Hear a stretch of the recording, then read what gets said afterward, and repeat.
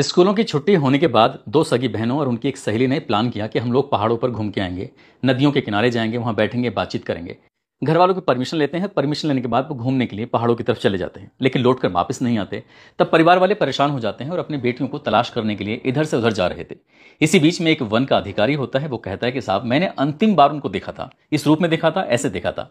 अब वो पूरी बात इससे पहले की बता पाता। इसी बीच में दो पुलिस वाले आते हैं और जैसे पुलिस वाले आते हैं वो उस वन के अधिकारी से कहते हैं कि आपको इंस्पेक्टर साहब के सामने जाकर ये पूरी बात बतानी है। इंस्पेक्टर साहब के सामने जब बात बताने वाली बात आती है, वो कहता है कि मुझे क्या दिक्कत है, मैं इंस्पेक्टर के सामने जाकर बता दूंगा। इसी बीच में उसको काफी देर तक थाने में यूं ही बैठा के रखा जाता है। इसी बीच में इंस्पेक्टर साहब भी आ जाते हैं। वो कहते हैं कि मेरे सामने नहीं, बल्कि उच्च अधिकारियों के सामने ये बात बतानी है। अब जैसे ही उच्च अधिकारी आते हैं, तब तक काफी देर हो चुकी थी, अंधेरा सा होने वाला था। डीएसपी साहब आते हैं। वो कहते हैं कि आपने इन्हें यहां बिठा के रखा हुआ है, एक काम करो, इन्हें जाने दो, कल सुबह 10 बजे यहां बुलवाना। जैसा ये बताते हैं उसके बाद फिर जांच पड़ताल करना शुरू कर देंगे। अब अगले दिन का इंतजार किया जा रहा था। जो वन का अधिकारी था, दरअसल वो आता ही नहीं। अब उसके बारे में पता किया जाता है कि वो कहाँ है। तो ये जानकारी मिलती है कि उसका तो किसी ने कत्ल कर दिया है, यानी कि उसकी हत्या कर दी है, वो भी बहुत भयानक रूप में। आखिरकार उसकी हत्या क्यों हुई और वो 3 लड़कियों का क्या हुआ था, ये हर कोई जानना चाहता था। आज की इस कहानी के माध्यम से हम भी यही बताने की कोशिश करेंगे कि आखिरकार उन 3 लड़कियों का हुआ क्या था। क्योंकि साल चाहे कितने भी गुजर जाएं, इन 3 लड़कियों की हमेशा उस देश में बातचीत होती रहती है। आदाब, नमस्कार, सत श्री अकाल। मैं उस्मान सैफी। आज की जो सच्ची घटना मैं आपको सुनाने जा रहा हूं, ये सच्ची घटना है पड़ोसी मुल्क नेपाल की राजधानी काठमांडू की। बात कर रहा हूं 18 जून साल 1981 की बात है। 2 लड़कियां जो कि अमीर परिवार की लड़कियां थीं। एक का नाम नमिता भंडारी और दूसरे का नाम सुनीता भंडारी। नमिता छोटी बहन होती है जिसकी उम्र 16 साल होती है, और बड़ी बहन सुनीता जिसकी उम्र 19 साल होती है। अमृत कैंपस में पढ़ने वाली, और क्योंकि इनके आए दिन लेख अखबारों में छपते रहते थे, ये पढ़ने में बहुत ज़्यादा होशियार थी। और होशियारी की वजह ये भी थी क्योंकि इंडिया के ये अच्छे स्कूल में लगभग 4 साल तक इन्होंने पढ़ाई की थी। एक दिन अपने परिवार वालों से कहते हैं कि हमें घूमने के लिए जाना है। परिवार के लोग इन्हें परमिशन दे देते हैं। स्कूलों की छुट्टियां हो चुकी थी और ये जून का महीना था, साल 1981 की बात है। इनकी एक सहेली जिसका नाम नीरा पारा जूली जो होती हैं, जो कि विंध्यावासिनी की निवासी होती हैं, ये दोनों बहनें उस सहेली के पास जाती हैं, नीरा पारा जूली के पास, और जाकर बातचीत करती हैं। और पूरी प्लानिंग के साथ सुबह के समय ये आराम से काठमांडू से एक बस पकड़ती हैं। इनको जाना था पोखरा। पोखरा नेपाल का एक ऐसा पर्यटक स्थल है जो कि नेपाल में बहुत ज़्यादा मशहूर है। जो लोग वहाँ गए होंगे वो इसके बारे में बहुत अच्छे से जानते होंगे, पहचानते होंगे। दरअसल ये तीनों लड़कियां वहां जाती हैं। जाने के बाद इधर उधर घूमती हैं, जो भी इनका घूमना फिरना था। उसके बाद फिर घर वापस आना था, लेकिन वो घर वापस नहीं आती हैं। तो परिवार वालों की चिंता बढ़ जाती है। ये वो दौर था, ना सोशल मीडिया थी, ना टेलीफोन था, और ऐसी कोई सूचना तंत्र नहीं था जिसके माध्यम से एकदम से पता चल सके। उन्हें शायद घर वालों को ऐसा एहसास हुआ कि कोई बस वापस नहीं मिल पाई होगी, परेशानी में रहे होंगे, इसलिए कोई बात नहीं, आ जाएंगे। घर वाले इंतजार कर रहे थे और इंतजार की इंतहा हो चुकी थी। इसलिए जो लड़की के पिता होते हैं, जिनका नाम माधवराज भंडारी होता है, माधवराज भंडारी अपनी दोनों बेटियों को ढूंढने के लिए, साथ ही नीरा पाराजूली के जो परिवार वाले होते हैं वो भी अपनी बेटी को ढूंढने के लिए तमाम कोशिशें कर रहे थे, लगातार कोशिशें कर रहे थे। आखिरकार कोशिश करते करते जिस इलाके में वो पोखरा के गई थी, वो एक सेती नदी थी। सेती नदी के पास एक महेंद्र पुल है, और महेंद्र पुल के किनारे पर एक सेना का शिविर था। दरअसल ये उस दौर की बात है जब वहां राजतंत्र हुआ करता था। इनके राजा का एक अधिकार था, राजा का ही हुक्म वहां पर चला करता था। भले ही चाहे पुलिस वाले हों या फिर और विभाग हों, लेकिन वो रहते राजा के अधीन ही थे। काफी कोशिश की जाती रही थी, और कोशिश करने के बाद आखिरकार इस लड़कियों के गायब होने के ठीक 5वें दिन एक लाश मिल जाती है। और उस लाश के बारे में अगर पता चलता है तो ये अर्धनग्न अवस्था में लाश होती है। उसकी जो पोशाक थी वो पंजाबी पोशाक थी, और उसके बारे में और जानकारी जुटाने की कोशिश की जा रही थी। तो उसने गले में एक सोने का लॉकेट पहना हुआ था। उस लॉकेट को देखने के बाद माधवराज भंडारी ने कहा, ये मेरी बेटी है, छोटी वाली बेटी, जिसका नाम नमिता है, जिसकी उम्र 16 साल के आसपास है। जैसे परिवार के लोगों को ये बात पता चलती है, परिवार वालों का रो रो कर बुरा हाल हो जाता है। इसके बाद यहाँ आसपास जो नदी थी या जंगल था, यहाँ रेस्क्यू अभियान चलाया जाता है। उस दौर में गांव वाले या फिर पुलिस वाले या फिर जो भी मदद हो सकती थी, हर तरह से कोशिश की जाने लगती है। अब जब लड़की के ढूंढ रहे थे, क्योंकि 2 और लड़कियां थीं, एक नीरा थी, साथ ही नीरा के अलावा उनकी जो एक दोस्त थी जिसका नाम सुनीता भंडारी था, वो भी गायब थी। अभी तक सिर्फ एक लड़की की लाश मिली है, बाकी 2 लड़कियां कहाँ हैं, इसको ढूंढने के लिए तमाम कोशिशें की जा रही थी। और धीरे धीरे करके ऐसे ही वक्त गुजरने लगता है। इस लड़कियों के गायब होने के 9 दिन के बाद आखिरकार एक और लाश मिल जाती है। उस लाश के गले में काले रंग का शॉल पड़ा हुआ था, बाकी शरीर पर कोई कपड़े नहीं थे। जो उसके अंडरगारमेंट्स थे, वहां पर जहां लाश थी वहीं पास में तय लगे हुए रखे हुए थे। आखिरकार अब परिवार वालों की और मुश्किल बढ़ जाती है। अब परिवार वालों ने भी, पुलिस वालों ने भी तमाम कोशिशें करने लगते हैं, और यहां से एक सूचना फ्लैश कर दी जाती है कि जो भी इसके बारे में सूचना देगा, जो घटनाक्रम के बारे में बताएगा, उसको 5,000 रुपये का नगद पुरस्कार दिया जाएगा। क्योंकि उस दौर में 5,000 रुपये की रकम का होना भी एक बड़ी बात होती थी। अमीर परिवार था, कैसे गायब हुई, क्यों गायब हुई, हर कोई ये जानना चाहता था। दोनों लाशें मिलने के बाद सगी बहनों की, आखिरकार परिवार वालों की भी हालत खराब हो जाती है। और जहां जहां तक ये बात पहुंचती है, फैलती है लोगों के द्वारा, तो वहां वहां तक लोग सोचने पर मजबूर थे कि आखिरकार उन दोनों बेटियों के साथ हुआ क्या है। राजा ने भी आदेश कर दिया था कि जो भी कोशिश हो सकती है उसमें कोशिश करेंगे, दिखवाएंगे, और परेशान होने की जरूरत नहीं है। लेकिन इसी बीच में जब इन लड़कियों के पिता लगातार अपनी बेटी को ढूंढ रहे थे, तब एक वन का अधिकारी होता है जिसका नाम चूड़ामणि होता है। चूड़ामणि जो होता है, दरअसल वो इनके पास पहुंचता है, सामने पहुंचता है।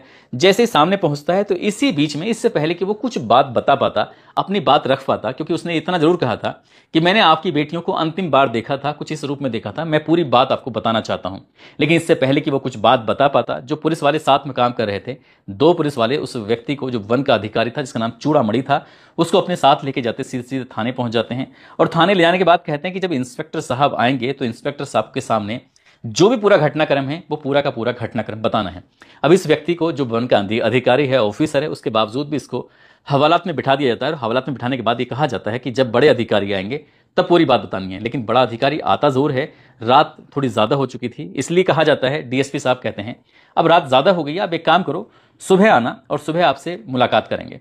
वो अधिकारी अपने घर चला जाता है। सुबह लगभग 9 बजे के आसपास अपने घर से निकला, और घर से निकलने के बाद उसने अपनी पत्नी ने जो खाना वाना बनाया था उस खाने को खाता है, और वो जा रहा था, एक ऐसे रास्ते से निकल जाता है कि उस रास्ते से जाने के बाद वो फिर दिखाई नहीं देता। आखिरकार उसकी भी तलाश शुरू की जाती है, तो तलाश करने के बाद ये पता चलता है कि उसकी किसी ने गोली मारकर हत्या कर दी है। हालांकि कुछ लोग ये भी कहते हैं कि उसने अपनी जान दे दी है। वो अपनी जान क्यों देगा, उसके पीछे की क्या वजह है, सहज ही अंदाजा लगाया जा सकता है। जैसे 1 रुपए का एक सिक्का होता है, उसके पेट पर इतना ही बड़ा एक गहरा निशान था, जो बिल्कुल पूरा इस एक सिक्के के बराबर सुराग था।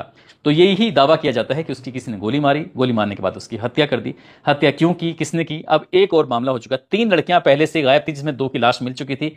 तीसरी लड़की की लाश ढूंढी जा रही, तलाश की जा रही थी। तीसरी जो लाश थी नीरा पाराजूली की, दरअसल वो गुम होने के 15 दिन के बाद मिलती है। पहली लड़की की जब पोस्टमार्टम रिपोर्ट आती है तो उसमें कुछ खास नहीं आता, उसके सिर्फ डूबने से मौत होने की वजह आती है। लेकिन दूसरी लड़की होती है सुनीता, उसकी मौत की वजह बताई जाती है कि उसके बलात्कार के बाद उसकी हत्या कर दी जाती है। और जो तीसरी लड़की होती है, इसका नाम नीरा पाराजूली होता है, उसकी भी बलात्कार के बाद हत्या की पुष्टि की जाती है। और तीनों लड़कियों की लाश ये नदी के किनारे पाई जाती है। और जो थोड़ा बहुत इस बारे में जानता था, दरअसल उसके बारे में भी कहा जाता है कि उसको भी मार दिया गया है। जब इसने कुछ बताने की कोशिश की थी तो ऐसा दावा किया जाने लगता है, आसपास के लोगों में चर्चा शुरू हो जाती है कि एक कार थी जिसका नंबर था BA1132। इस कार में यह दावा किया जाता है कि उसमें 4 लोग सवार थे। जो राजतंत्र था, राजा के एक भाई थे जिनका नाम धीरेन्द्र शाह, उनके धीरेन्द्र शाह के इसमें, जो कि राजा के ये छोटे भाई थे। साथ ही इसमें उदय शमशेर, जो कि राजकुमार ज्ञानेंद्र के साले, जो उनकी ज्ञानेंद्र की पत्नी थी कोमल, ये उनके सगे भाई थे। साथ ही एक फिल्म के डायरेक्टर नीरज शाह भी वहां पर उसी कार में मौजूद थे। साथ ही एक और थे जो होटल के मालिक थे। साथ ही एक नेपाल के बड़े बिजनेसमैन जिनका नाम विनोद स्पीकर श्रेष्ठ, ये भी इसमें शामिल थे। अब ये यहाँ इस जहां पर लाश मिली थी, उस लाश के उस इलाके में, उस नदी के आसपास ये कार से देखे गए थे।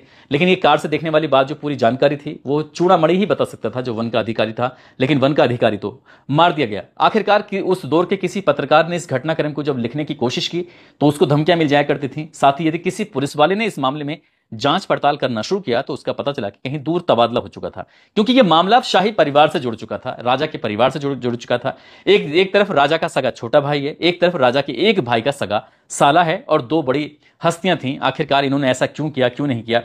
तो ये ऐसे वक्त आगे बढ़ता चला जाता है। ये घटना थी साल 1981 की, और लगभग 20 साल के बाद ये तारीख है 1 जून साल 2001 की। राजा वीरेंद्र के पुत्र होते हैं बड़े वाले, जिनका नाम दीपेंद्र होता है। दरअसल वो अपने माता पिता से एक बात कह रहे थे कि मुझे एक लड़की से मोहब्बत हो गई है, प्यार हो गया है, मैं उससे शादी करना चाहता हूं। लेकिन परिवार के लोगों ने साफ इनकार कर दिया कि अगर तुमने शादी की तो ये जो राजतंत्र है ना, ये जो राजशाही है, इससे तुम्हें त्याग पत्र देना पड़ेगा, अलग हटना पड़ेगा अगर ऐसा करोगे। तो इसलिए वो अपने परिवार से खफा थे, गुस्सा थे। एक दिन घर पर दावत हो रही थी, और दावत के दौरान ही रात का समय था, 1 जून 2001 की बात है। दीपेंद्र ने अपने पिता, जो कि उस दौर के, उस वक्त के राजा थे वीरेंद्र, उनकी भी गोली मारकर हत्या कर दी। अपनी मां की भी, यानी कि ऐश्वर्या की भी गोली मारकर हत्या कर दी। भाई निराजन की भी गोली मारकर हत्या कर दी। बहन श्रुति की भी गोली मारकर हत्या कर दी थी। और चाचा धीरेन्द्र शाह की भी गोली मारकर हत्या कर दी थी। दरअसल ये धीरेन्द्र शाह वही, जो कि उस घटना में, जो कि 18 जून 1901 81 की बताई जाती है। उस घटनाक्रम में उनके शामिल होने का अंदेशा था, आरोप था, ऐसे चर्चाएं, ऐसे रूमर वगैरह लगातार फैलते चले जाते थे। उनकी भी हत्या हो चुकी थी। अब जैसे ही राजा की हत्या हो जाती है, राजा वीरेंद्र की, तो उनके जो भाई होते हैं ज्ञानेंद्र शाह, वो 4 जून साल 2001 को राजा बन जाते हैं। और राजा बनने के ठीक 10 दिन के बाद उन्होंने एक फैसला लिया, और फैसले में कुछ उन्होंने ये कहा कि ये सुनीता और नमिता हत्याकांड है, इस हत्याकांड पर अब कोई जांच नहीं होगी, अब कोई पड़ताल नहीं होगी, अब इस बारे में कोई बातचीत भी नहीं करेगा। वैसे ही पत्रकारों पर, पुलिस वालों पर पहले ही दबाव था, लेकिन नए राजा ने शपथ लेते ही, नए राजा का राज्य अभिषेक होते ही उन्होंने जब ये फरमान जारी किया, तो जाहिर सी बात है फिर किसी की हिम्मत कहां पड़ सकती है कि इस बारे में कोई बात कर सके, क्योंकि उनके सगे साले का भी इसमें नाम उछाला जा रहा था, इनके सगे भाई का भी इसमें राजा के नाम उछाला जा रहा था। साल 2003 आता है, पुलिस ने अपने बिना किसी नतीजे पर पहुंचे इसमें चार्जशीट दाखिल कर दी थी, और चार्जशीट दाखिल होने का मतलब था कि यह केस अब पूरी तरह से बंद हो चुका था। कुछ साल और ये राजतंत्र चलता है। साल 2008 में यहां फिर लोकतंत्र का जमाना जाता है। जनता ही अपने जो प्रत्याशी होता है उसको चुनती है, चुनने के बाद सरकार बनाती है। फिर ऐसा दौर आ जाता है, राजा का तंत्र खत्म हो जाता है और जनता का तंत्र यानी कि लोकतंत्र शुरू हो जाता है। और जैसे ही लोकतंत्र शुरू होता है, फिर लोग सड़कों पर उतरते हैं, मांग करते हैं। हालांकि पहले भी मांग होती रही थी, लेकिन उन मांगों का इतना असर नहीं था। लेकिन इस बार की जो मांग होती है साल 2008 के बाद, तो लोगों में एक उम्मीद जग जाती है कि नमिता और सुनीता की जो हत्या हुई थी, अब उसके घटनाक्रम का, उस हत्याकांड का खुलासा हो जाएगा। ये किसी बड़ी जांच एजेंसी को मामला दिया जाएगा और दूध का दूध पानी का पानी हो जाएगा कि आखिरकार उनके साथ हुआ क्या था। क्योंकि पोस्टमार्टम में ये पता चला था कि उन दोनों बहनों के साथ, उनकी सहेली के साथ उनके बलात्कार के बाद उनकी हत्या कर दी जाती है। एक का गला दबाया जाता है, दूसरी जो सहेली मिलती है उसका गला दबाया जाता है। लेकिन पहली जो लाश मिलती है, उस पहली लाश के बारे में बताया जाता है कि पानी में दम घुटने की वजह से उसकी मौत हुई थी। हालांकि डॉक्टरों ने ये दावा जो किया था, उसको कुछ पत्रकारों ने इसके खिलाफ लिखा था। उन्होंने कहा कि पहली वाली लड़की का भी बलात्कार किया गया था, जैसे 2 लड़कियों का बलात्कार हुआ था। आखिरकार समय समय पर मांग उठती रहती है, लेकिन मांग उठने के बाद भी कोई नतीजा हाथ नहीं आता है। 8 सितंबर 2025 को एक बार ये जैसे ही जैन जी सड़कों पर उतरते हैं, हंगामा, धरना, प्रदर्शन होता है।